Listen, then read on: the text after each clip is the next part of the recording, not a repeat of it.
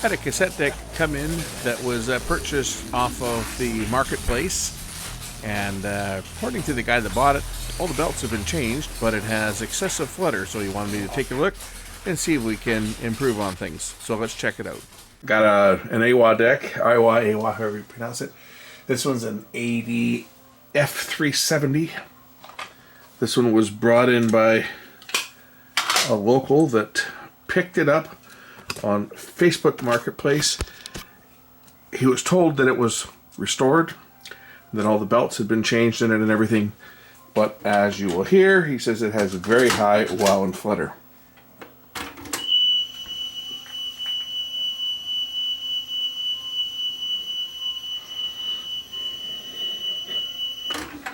Pretty bad. What do you bet it's got the wrong belt in it? So let's pull this one apart. I'll try one of my Amazon belts in this one and see if I can get an improvement, but that definitely sounds terrible. Wow, that looks like it's like about a 1 millimeter wide belt in there. No wonder it sounds like crap. Mechanism comes out quite easily on these ones. Just a couple screws. The red screws come out, and then the mechanism should lift out.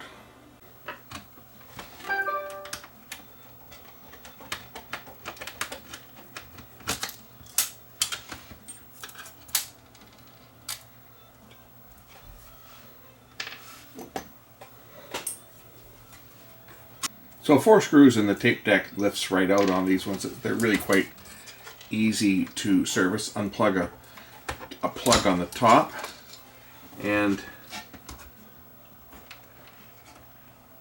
you can unplug the head on this as well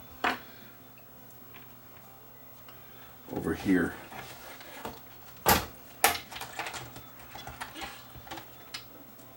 Cut that zip tie out of the way, then I can take the deck right out and work on it.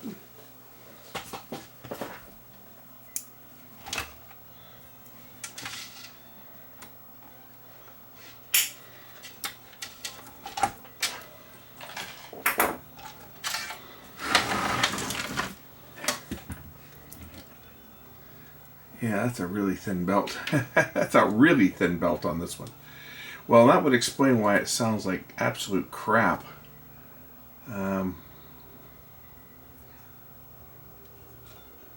Like it's a flat belt, but it sure is thin. Well, that's the reason why it's going to sound like it does. So to change this one, it's just a couple screws, one screw on each side, basically, and this whole mechanism will pop apart, so they're quite easy to change. And it should just lift apart. And oh, it goes over top of that pulley too. Okay.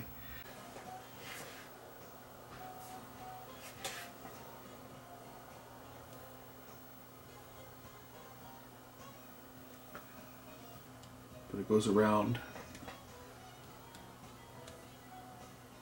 Goes around the pulley like that, and then it pulls along like that.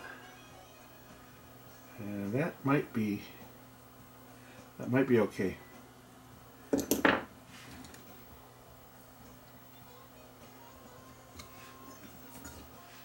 I'll put the mechanism back together kind of to see if it's gonna be too tight.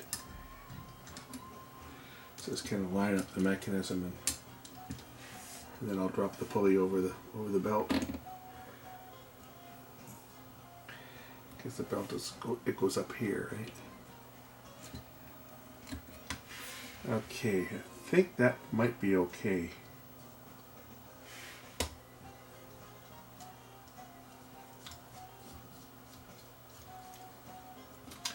Gotta make sure I'm turning this the right way.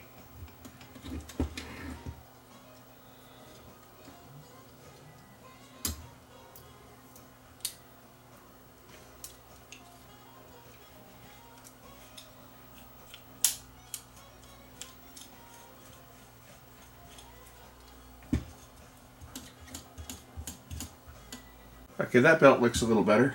It's going to run a lot smoother than the other one, that's for sure.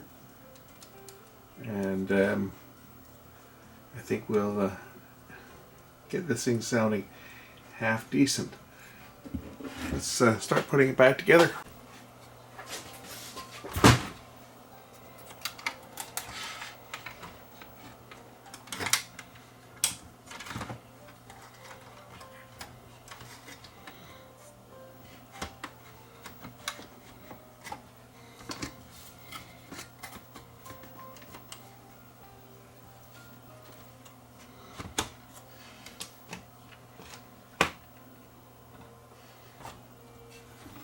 Two plugs. Yes, I know it's not tight yet. Got to tighten up these top screws.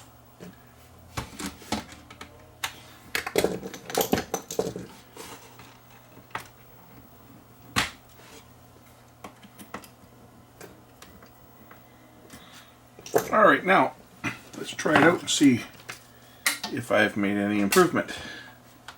Of course, you guys remember how bad it sounded before. Let's see how bad it's going to sound now.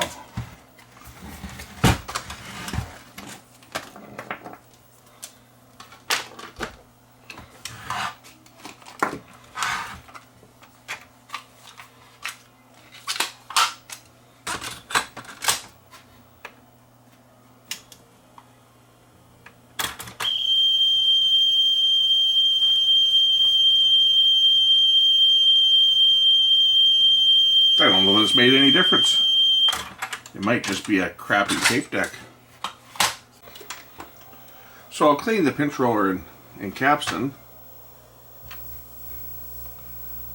I don't think that's going to make any difference. I think I'm probably going to have to pull it apart and go with a little bit bigger belt. This is, I didn't know what size of belt to use, so I have to start somewhere. So we still have excessive wow and flutter, so the next thing is to try a little larger belt. As if the belt's too tight, it will cause excessive wow and flutter. So once again, I'll pull the mechanism out and we'll try a different belt. So unplug.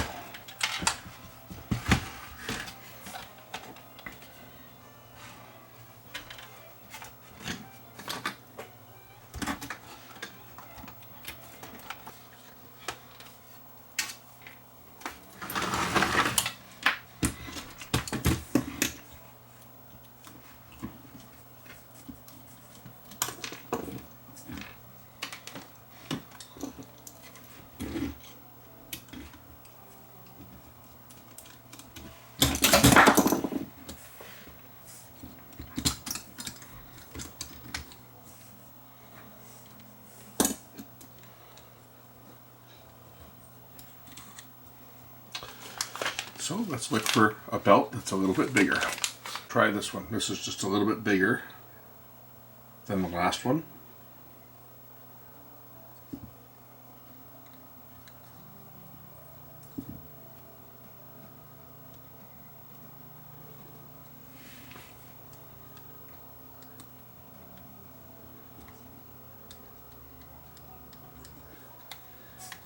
Okay, this one here is a little looser than the previous one, so we'll try this one, see what happens.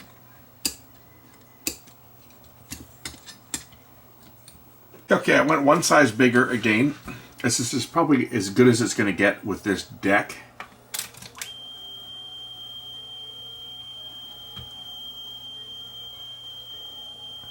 It's definitely not the belt is too tight, because it takes hardly any effort to stop it. So that's the right belt. Next belt up is slips. So this is as close as I think I'm going to get to the correct belt. Let's just put this thing together and see how it sounds.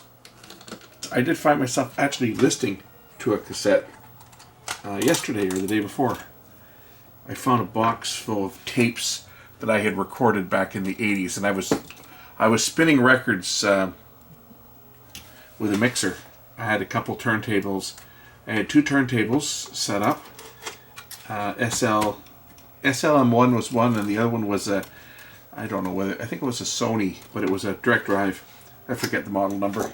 I'm sure it got thrown out years ago. But I was I was spinning records, making mixtapes, and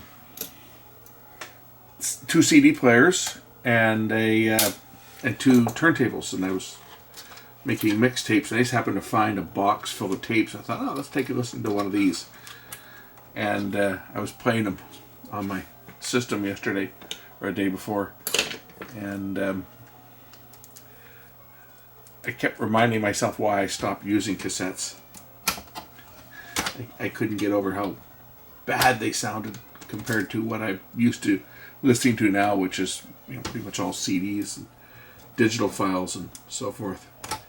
But it brought back some memories of the time when I sat in my little studio with the 2 turntables and the 2 CD players and mixed live.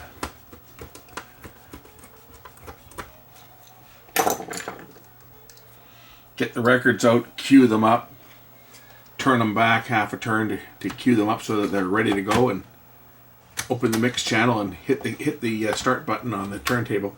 Both my turntables were modded. Well, the SLM1 has a start-stop switch, but the Sony, I had put a switch on it to shut power off to the motor, and it was also a direct drive, so it would get up to speed. I think I backed it off like a half a turn, which was always good for the records and good for the stylus, turning it backwards. But I figured, hey, if radio DJs got away with that, I could get away with it too, right?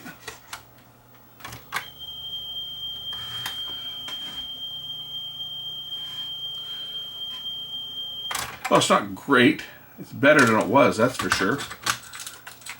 Obviously, speed. Let's check the speed out and see how close we are to being on speed here.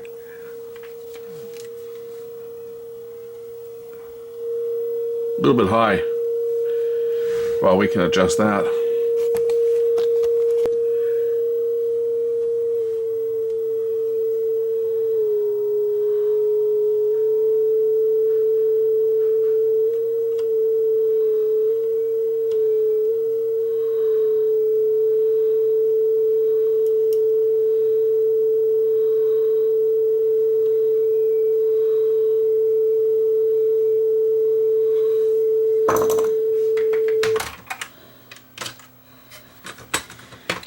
So not only does it have lots of wow and flutter, but the speed was way off. We'll see how it plays music.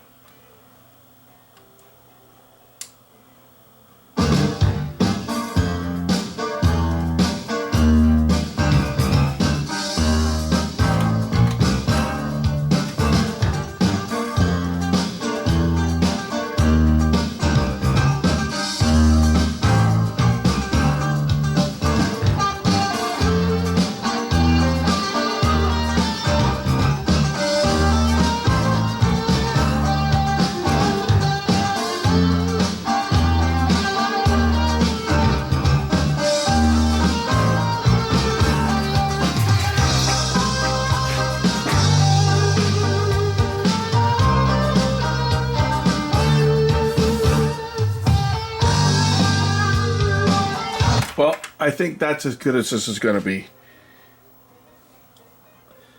Given the fact that that flywheel seems to have a bit of a warp to it, I don't think we're going to get it any better. So I'm going to cut my losses. I've worked far too long on this thing and I'm not making any money. That's for sure. Not on this one. That's changing the belt on one of these. If I am used, buyer beware. A lot of these cheap decks are sold off cheap for a reason, because they don't work very well. You never know what to expect. Most of them need belts, but this one here, the guy, when he bought it, said it had new belts in it. Well, it did. It just wasn't the right belt, but even putting the right belt in didn't seem to make a whole lot of difference. A little bit lower on the flutter department, but still, it's got a fair bit. Anyway, thanks for watching.